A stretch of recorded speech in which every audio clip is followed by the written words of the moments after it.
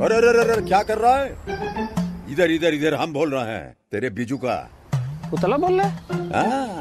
पक्षियों से तो हम खेत को बचा लेते हैं, पर इन घातक रसायनों से कैसे बचाएं? मतलब? देख बेटा, तू जो ये अंधाधुंध रसायन मिलाता है ना, मिट्टी की सेहत बिगड़ने लगी है। और जब माटी ही कमजोर पड़ जाएगी तो उपज कैसे सेहतमंद होगी? अरे पहले ऐसा नहीं था। पूछना अपने बड़े बुजुर्गों से, कैसे फसल लहलहाती थी, शुद्धता झलकती थी। हाँ, माटी भी तंदुरुस्त और लोग भी। अरे अब पहली वाली बात कहाँ? पर अब तो सब यही डाले हैं। सब नहीं, आज भी लाखों जागरूक किसान परंपरागत विधि से फसल उगा रहे हैं। खर्चा कम और उपज की कीमत भी बेहतर पा रहे हैं। सच है? रे बेटे, एक्सपीरियंस से बता रहे हैं, धूप में बाल सफेद नहीं किए हैं। हाँ। ठीक है भाई, मैं भी आज से जैविक खेती शुरू करूंगा। माटी से प्रेम की परंपरा है, परंपरागत खेती।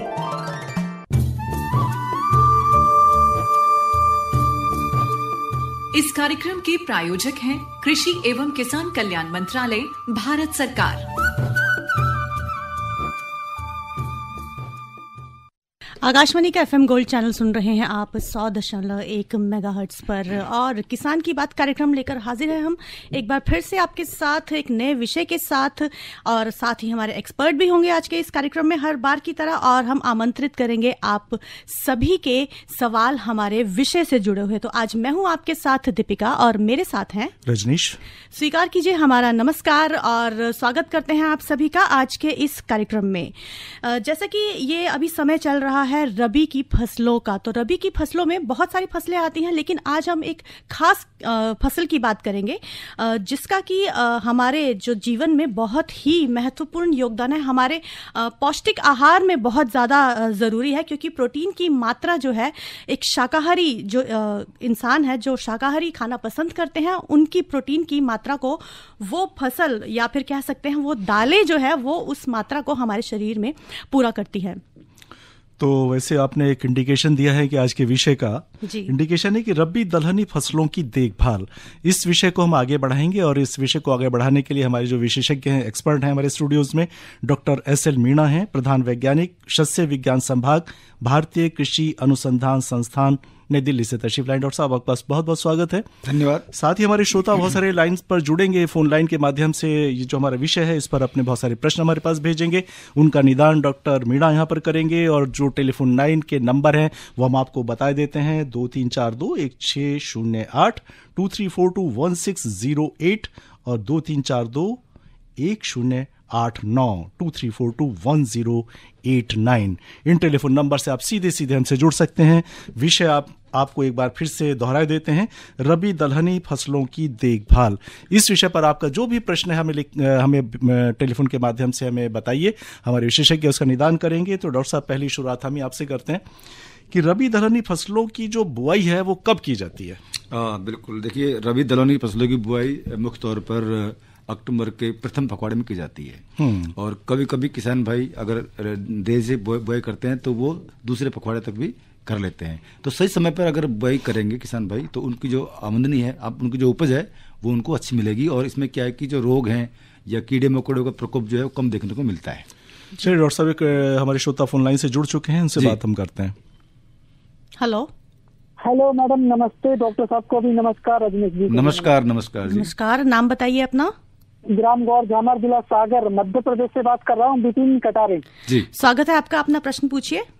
मैडम, मेरा प्रश्न ये था कि मेरी मसूर है जो मतलब कटने की हो चुकी है, लेकिन उसमें ये प्रॉब्लम आ रही है कि कहीं पर पीली पड़ चुकी है और कहीं पर हरी है। तो इसमें क्या किया जाए? सभी को काट लिया जाए या फिर जो हरी है उसको छोड़ दिया जाए? कटारिया साहब, पहले डॉक्टर साहब से आपका आंसर मिलने से पहले आपसे जानना चाहूंगा कि आपके पास कितनी जमीन है? सर, मेरे पास 2 हेक्टेयर यानी 5 एकड़ है, लेकिन उसमें से करीब 2 एकड़ में मसूर लगी हुई है। अच्छा, तो खेती के प्रति आपका जो एक रुझान हमें देखने को मिलता है, हर सप्ताह आपसे बात होती है, तो हमें बहुत अच्छा लगता है कि आप हर सप्ताह हमें फोन करते हैं और प्रश्न के विशेषज्ञ जो हमारे उसको निदान करने की कोशिश करते हैं। जी डॉक्टर साहब, नहीं, मैं भी एक बात पूछना चाह रहा था उनसे कि उनकी जो मसूर की जो खेती है, जो फसल है, वो मतलब कुछ तो पीली पड़ गई है, कुछ हरी हुई है, यानी कि फसल में कोई रोग तो नहीं है ना, कोई प्रॉब्लम तो नहीं है? नहीं कुछ नहीं है सर, लेकिन मुझे लग रहा है सर पानी देने से है, पता नहीं किस कारण से, मतलब या खाद में कोई परिवर्तन हो गया इस समय, बाकी रोक दो कुछ नहीं है सर। बिल्कुल कोई चिंता वाली बात नहीं है, आपकी फसल बहुत अच्छी है, यानी कि पकने की कगार पे है, और आपने देखा होगा उसका दाना मोटा हो गया होगा काफी। तो ये कई बार होता है, कई बार क्या है कि हमारा जो खेत होता है उसमें क्या है कि जो पोषक तत्वों की जो ग्रेडियंट होता है वो अलग अलग होता है, किसी पोर्शन में ज्यादा होता है, किसी में कम होता है, और कहीं पानी जमता है ज्यादा, कहीं पानी स्टेगनेट कर देता है, कहीं पानी कम लग जाता है। तो इसकी वजह से क्या है कि जो हमारी जो फसल एक साथ न पक के इस तरह से अलग अलग पैचेज में पक जाती है। तो जहाँ पानी भरा हुआ होगा वहाँ अभी आपकी जो फसल है वो हरी होगी, और जहाँ ऊंचा होगा, जहाँ पानी कम स्थिर रहता होगा, वहाँ पर आपकी फसल पीली पड़ गई होगी। तो उसमें चिंता वाली कोई बात नहीं है। आप ऐसा कर सकते हो कि जो फसल पीली पड़ गई है और भूरे रंग की हो चुकी है उनकी आप कटाई कर सकते हैं, अन्यथा बाद में उसकी कटाई करेंगे तो वो जो फलियां ना उनका आपको नुकसान हो जाएगा। और जो हरी वाली जो है उसको आप थोड़ी देर बाद में करेंगे, जब उसकी कटाई का समय आएगा तब उसकी आप कटाई करेंगे, क्योंकि पहले फसल पीली पड़ती है और फिर बाद में थोड़ी सी भूरे रंग की होती है, उस समय हम इसकी कटाई शुरू कर देते हैं। और इनका जो मेन जो मुख्य जो करैक्टर होता है वो ये होता है कि कुछ पत्तियां हैं वो झड़ने शुरू हो जाती है, तब इसकी हम कटाई कर लेते हैं। जी चलिए, हमारे एक श्रोता और लाइन पर है, उनसे बात करते हैं। जी हेलो जी हेलो जी नमस्कार आदरणीय आप सभी को। नमस्कार जी। नमस्कार। मैं ये आपसे कहना चाह रहा था कि अभी औषधीय पौधों पर भी कोई प्रोग्राम कीजिएगा। सर एक चीज आपसे निवेदन करेंगे कि आपके पास में जो रेडियो सेट है उसको या तो दूर रख दीजिए, उसकी आवाज बंद कर दीजिए, तब आप प्रश्न करें तो अच्छा लगेगा, आपको भी सुनाई देगा सही तरह से। जी बताइए।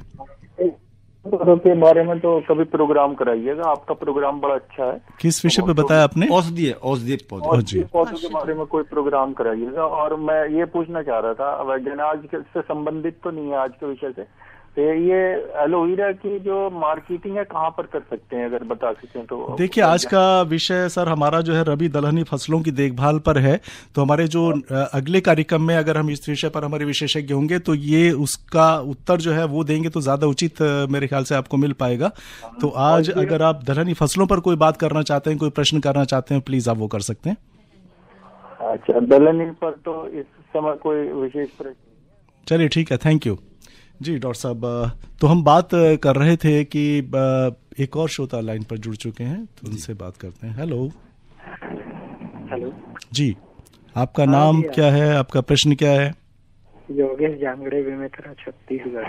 जी जांगड़े साहब, स्वागत है आपका। प्रश्न क्या है आपका सर? ये जैसे अपन ये है अरहर, तो उसकी कटाई तो हो गया है, भंडारण वगैरह कोई बता देंगे? बिल्कुल, अच्छा प्रश्न पूछा आपने। कटाई आपने कर ली है? हाँ जी हाँ जी। बिल्कुल, आपकी जो मध्य अवधि की फसल होगी आपकी, तो आपने उसकी कटाई कर ली है। तो कटाई करने के बाद हम लोग क्या करते हैं, एक्चुअली जो हमारी फसल है उसको हम खेत में ही पड़े रहने देते हैं, मौसम साफ अगर है तो उस समय क्या है कि आप 7-8 दिन खेत में पड़े रखेंगे उसको फसल को, तो वो क्या है कि सूर्य की धूप में वो सूख लेती है, और सूखने के बाद हम उसमें से हमारे जो दाने उनको अलग करने में आसानी होती है। तो जैसे ही दाने अलग करेंगे तो ये बिल्कुल निश्चित आप करेंगे कि जब आप उसको भंडारण करेंगे तो उसमें जो नमी है, आपका जो बीज है, आपका जो दाना है उसमें नमी की मात्रा 14% से ज़्यादा नहीं होनी चाहिए। अगर ज्यादा मात्रा में नमी रह गई तो उसमें फंगस लगने के चांस हो जाते हैं। डॉक्टर साहब जैसे आपने बताया कि दाने अलग करेंगे, तो दाना कैसे, कोई मशीन से या अपने हाथ से? बिल्कुल, देखो दाना अलग करने के कई तरीके होते हैं। पारंपरिक तरीके जो होते हैं वो है कि डंडे से हम पीट के उसको फलियों को और अलग कर लेते हैं जी, और उसको फिर जब जैसे ही हवा आएगी तो हवा में उसको ब्लोइंग कर लेते हैं, जिससे क्या है कि दाना अलग हो जाता है और उसके जो फलियों के छिलके हैं वो अलग हो जाते हैं। लेकिन आजकल क्या है कि कई कंबाइन हार्वेस्टर भी आ गए हैं और थ्रेसर भी आ गए हैं। थ्रेसिंग करके भी आप इनको अलग कर सकते हो। तो थ्रेसिंग का मेथड भी अच्छा, अगर ज्यादा स्केल में आपने अगर फसल की है तो आप थ्रेसिंग जो इम्प्लीमेंट है उसका आप इस्तेमाल। उसके बाद फिर सुखाने की आवश्यकता है, सीधे उसको भर सकते हैं? नहीं, बिल्कुल सुखाने की आवश्यकता है। मैं बता रहा था पहले ही कि फसल को अच्छी तरह से सुखाएंगे और उसके बाद दाने अगर अलग करेंगे तो आप देख लें कि दाना उसमें जो नमी की मात्रा है वो 14% से ज्यादा नहीं होनी चाहिए। और उसका जो अनुमान हम लगाते हैं वो कैसे लगाते हैं, क्योंकि उनके किसान भाइयों के पास सबके पास मशीन तो होती नहीं है, मॉइस्चर मीटर नहीं होता है, लेकिन किसान जो पुराने किसान भाई है उनको आइडिया होता है।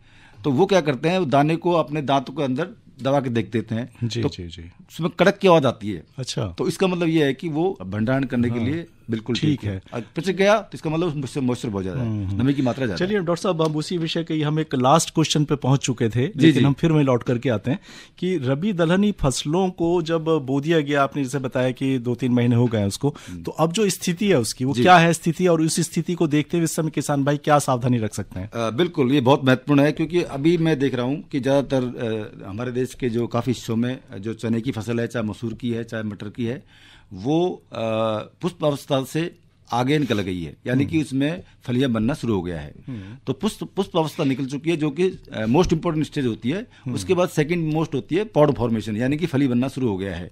तो इन अवस्थाओं में आपको बिल्कुल खेत में जाना चाहिए, देखना चाहिए कि कोई किसी प्रकार का रोग या किसी प्रकार कोई हानिकारक कीटों का प्रकोप तो नहीं हो रहा है, आपकी फसल को पानी की आवश्यकता है या नहीं है। क्योंकि ये दलहनी फसलें जो होती हैं, इनमें 2 अवस्था ऐसी होती हैं जब पानी की इनको बहुत आवश्यकता होती है। एक तो फूल बनने से पहले और एक फलियां बनने के समय। ये दोनों अवस्था में अगर पानी की कमी हो गई तो आपकी फसल में काफी नुकसान हो सकता है। तो किसान भाइयों के पास अगर पानी है और उनको लगता है कि हमारे जो चना है या मसूर है या मटर है, इसमें पानी की आवश्यकता है, हमारी जो फसल है वो सूखने जा रही है, तो उस समय आप एक हल्की सिंचाई जरूर कर सकते हैं। अच्छा, जैसे उर्वरकों का प्रयोग है, जैसे स्टार्टिंग में हमने फसल बोई है, जी, उस समय उर्वरकों का प्रयोग किया जाता है, कुछ अंतराल तक और किया जाता है। तो जब आगे जैसे आहिस्ता आहिस्ता जो इस समय की स्थिति है, वर्तमान की जो स्थिति है, उसमें उर्वरकों का प्रयोग करना चाहिए, नहीं करना चाहिए, करना चाहिए तो किस अनुपात में करना चाहिए और कैसे करना चाहिए? हाँ, देखिए, वैसे तो हम लोग जब भी बात करते हैं दलहनी फसलों की, तो आप देखते हैं कि ज्यादातर एरिया जिनको इनका है वो करीब करीब रेन फेड में है, यानी कि वर्षा आधारित क्षेत्रों में ये उगाई जाती है। तो वहाँ पे हम लोग पूरी मात्रा को बुआई के समय ही संतुलित दे देते हैं। लेकिन कई बार क्या होता है कि किसान भाई अगर बाद में भी देना चाहे तो वो बाद में दे सकता है, वो भी स्प्रे से दे सकता है। जैसे डीएपी का स्प्रे आप कर सकते हैं, और कई माइक्रो न्यूट्रिएंट्स होते हैं। कई बार क्या कि पता नहीं चलता किसान भाई को शुरू में कि हमारे खेत में कौन सा तत्व नहीं है, कौन सा है। तो अगर बाद में अगर आपको उसमें लगता है कि रोग भी नहीं है, कीट का प्रकोप भी नहीं है, तो कोई न कोई कमी है, तो उसमें कोई पोषक तत्व कमी हो सकती है, तो उसको भी सही किया जा सकता है। तो उसकी जो स्प्रे की मात्रा है वो है 0.5% का घोल बना करके छिड़काव कर सकते हैं। ऐसे डीएपी का 2% घोल बना करके छिड़काव कर सकते हैं। रबी दलहनी जो फसलें हैं उसमें कौन कौन सी आती हैं? जैसे चना है, मसूर है, मटर है, राजमा है, ये कुछ फसलें हैं जो महत्वपूर्ण फसलें हैं जी, ये आती हैं। अच्छा, इनको एक साथ मिश्रित खेती के रूप में भी कर सकते हैं कि नहीं कर सकते हैं? जैसे चना मटर एक साथ लगा दिया, मसूर लगा दिया, तो ऐसा कुछ कर सकते हैं या नहीं करना चाहिए? कर सकते हैं, लेकिन क्या है कि इसका कोई फायदा नहीं होगा आपको। करने को तो क्या नहीं कर सकते, लेकिन अगर दाल के साथ अगर कोई दूसरी फसल आप लें बिना दाल वाली, तो आप ज्यादा बेनिफिट में रहेंगे, ज्यादा आपको फायदा होगा। तो ये इसका मेन होता है। लेकिन डॉक्टर साहब, उसमें फिर एक समस्या सामने आ सकती है। चलिए उस समस्या को बाद में लेंगे, लेकिन पहले एक श्रोता लाइन पर, उनसे बात करते हैं। Hello hello hello hello hello, आवाज आ रही है आपको हमारी? शायद नहीं आ रही है, तो चलिए।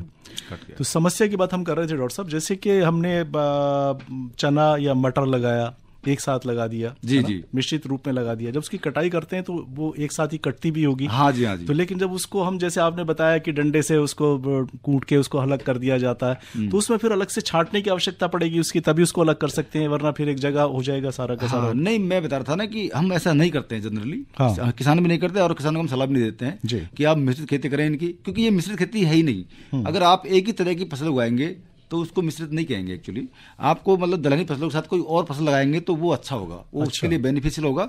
और अगर आपको लगता है कि मुझे चना ही लगाना है, मुझे मसूर लगानी है, साथ लगानी है, तो आप लगाइए, कोई दिक्कत नहीं, लेकिन स्ट्रिप में लगाइए। अच्छा, आप एक स्ट्रिप ले लीजिए चने की, दूसरी स्ट्रिप ले लीजिए आप मसूर की, तीसरी मटर की ले लीजिए। तो फिर क्या है कि आप जब कटाई करेंगे तो स्ट्रिप के वाइज करेंगे, तो आपको क्या है कि अलग करने की आवश्यकता नहीं पड़ेगी जी। अब जैसे अलग अलग फसलें हैं ये, तो इसमें सिंचाई की आवश्यकता एक रेशो में, एक अनुपात में पड़ती है, कुछ अलग अलग पड़ती है? बिल्कुल, देखो रेशो इसको मेंटेन करना पड़ता है हमको। जैसे मैं बात करूं, अभी शायद के कोई कॉलर हमारे साथ जुड़ गया है। जी। हेलो हेलो डॉक्टर साहब, नमस्कार। नमस्कार नमस्कार जी। प्रश्न पूछिए अपना, स्वागत है आपका। हेलो, प्रश्न हमारा ये है कि एक उड़द होता है जो 60 दिन में आ जाता है, उसका फार्म वालों ने क्या उसका बीज निकाला है? हाँ जी हाँ जी हाँ जी, वो आप बात कर रहे हैं गर्मियों के लिए? हेलो जी साहब, अब गर्मी तो आ रही है। हाँ, उसी की बात कर रहा हूँ मैं। बिल्कुल आप सही कह रहे हैं कि आपको 60 दिन के अंदर अंदर आपको मूंग और उड़द की आपको खेती करनी है। बिल्कुल देखो, इन्होंने जो कहा है सही कहा है, क्योंकि हमारे क्या होता है, हमारे ज़्यादातर जो ये उत्तरी भारत में हमारे चावल होता है और गेहूं होता है, लेकिन ये लगातार करने से क्या है कि हमारी जो मृदा की जो उर्वरा शक्ति है वो कम हो जाती है। तो इसको ठीक करने के लिए हमारे संस्थान ने मूंग और उड़द की खेती के लिए संतुष्टि दी है कि आप 2 महीने का जो गैप होता है बीच में, वो करीब करीब मई जून का महीना होता है, क्योंकि गेहूं कट जाता है और जो आपका चावल है उसकी नर्सरी तैयार होती रहती है, तो जुलाई में उसको बोते हैं हम लोग। तो ये 2 महीना बहुत ही महत्वपूर्ण है। इनमें हम उड़द ले सकते हैं, मूंग ले सकते हैं। जैसे किसान भाई ने पूछा कि मैं उड़द ले सकता हूँ क्या, मूंग ले सकता हूँ क्या, वो ले सकते हैं।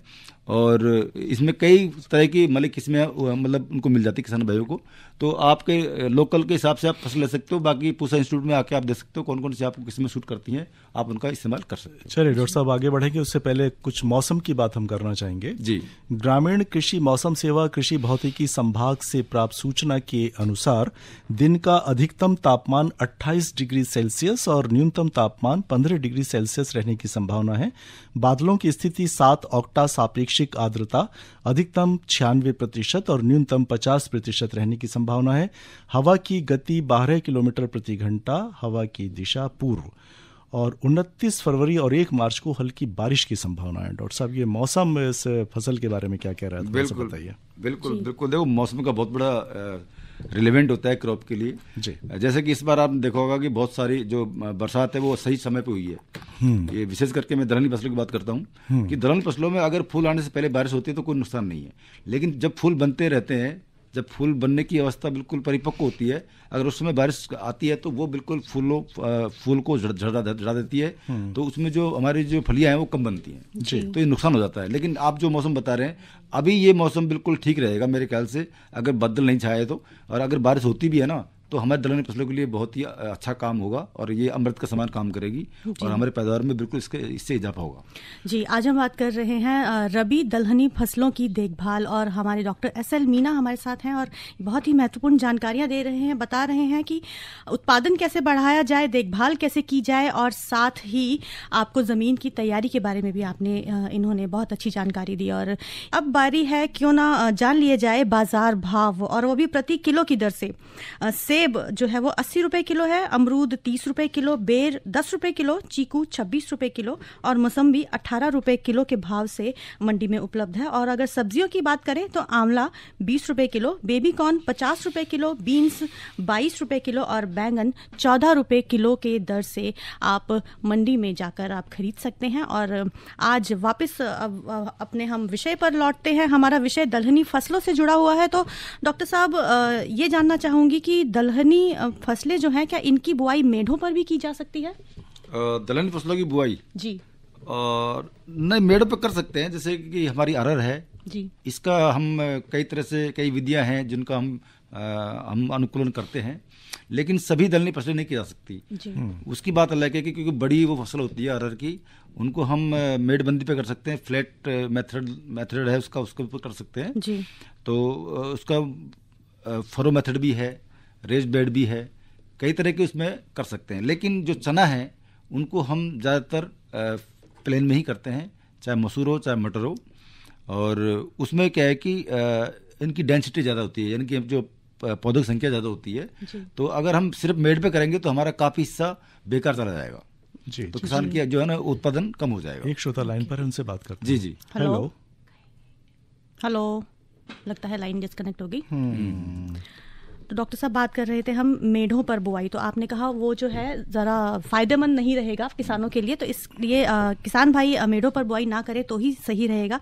और अगर बात करें खरपतवार की, तो खरपतवार नियंत्रण के लिए हम क्या देखिए, अभी जो फसल है दलहनी फसल है वो काफ़ी अच्छी अवस्था में आ गई है और इस समय मैं नहीं समझता कि कोई खरपतवार का उनको नुकसान हो रहा होगा।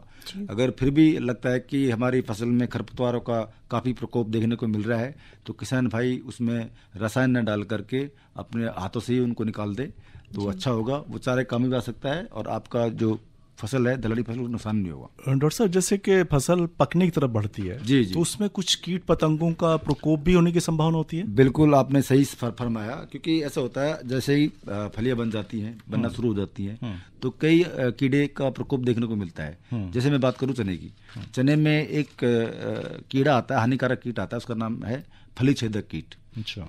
जो कि फली में छेद करता है, उसको इंग्लिश में पॉड बर्गर बोलते हैं, और ये बहुत ही महत्वपूर्ण कीड़ा होता है हमारे चने की फसल के लिए। तो इस समय ये कीड़ा बिल्कुल आपको देखने को मिल सकता है, क्योंकि अभी हमारी फसल उसमें फलियां बनना शुरू हो गई हैं। तो ये जब फलियां शुरू हो जाती तभी ये हरे रंग का ये गिडार इसमें देखने को मिलता है। बचाव के लिए क्या करना होगा फिर? हाँ, तो मैं बचाव से पहले बताना चाहता हूँ कि इसका जो प्रकोप है वो कैसे होगा। ये पहले हरे रंग का होता है, फिर बाद में भूरे रंग का हो जाता है।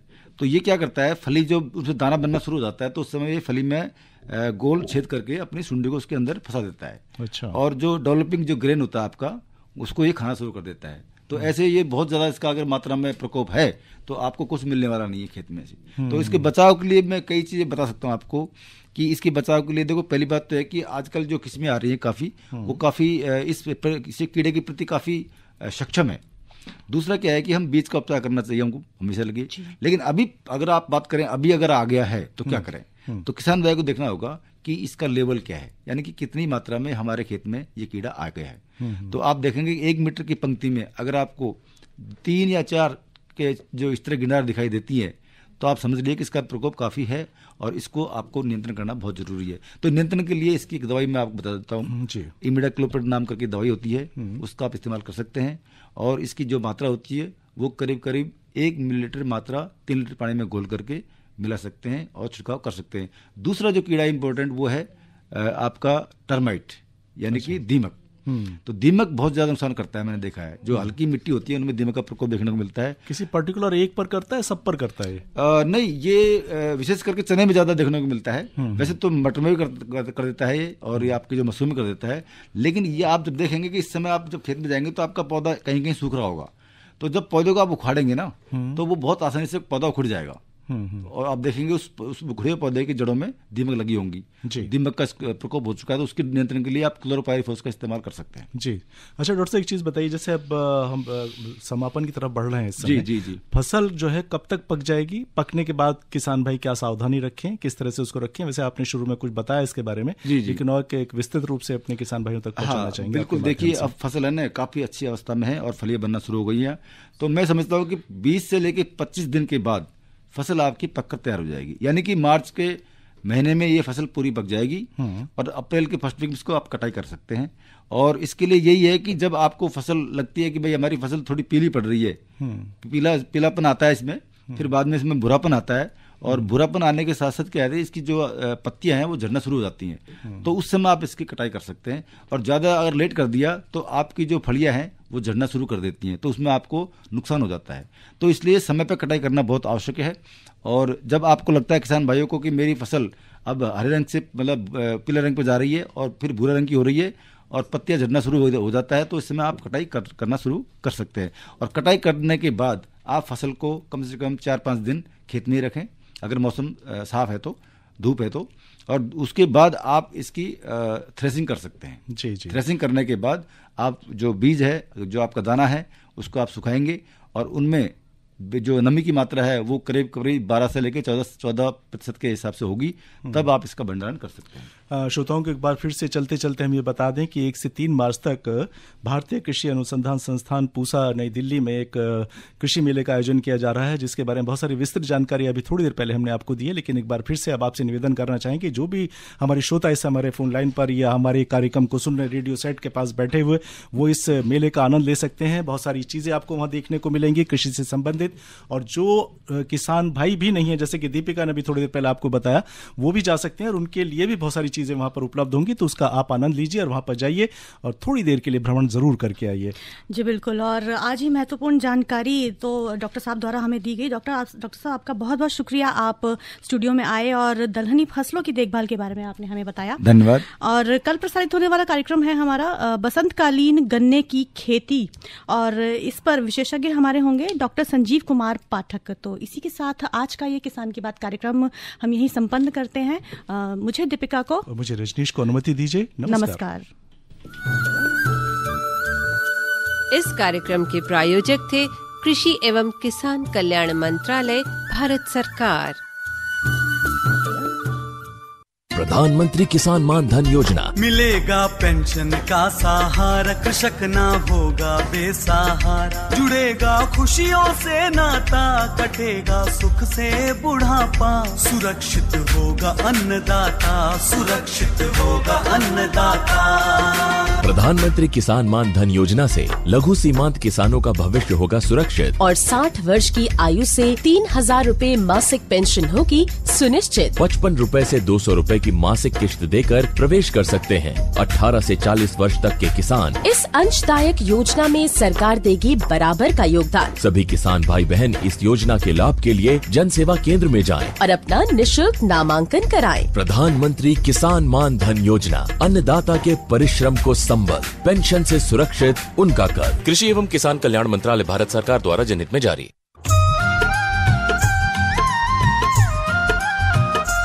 ऐसी नई नई तरकीबें अब हमको हैं चुननी, ऐसी नई नई तरकीबें अब हमको हैं चुननी। लक्ष्य हमारा